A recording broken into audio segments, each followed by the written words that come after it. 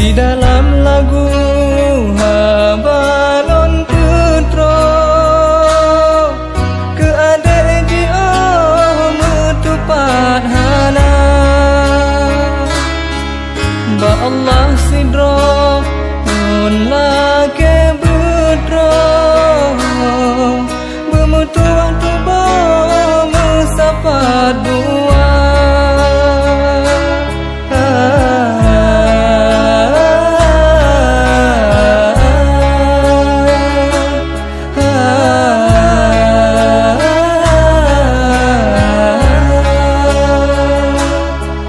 mungkin kemunok karena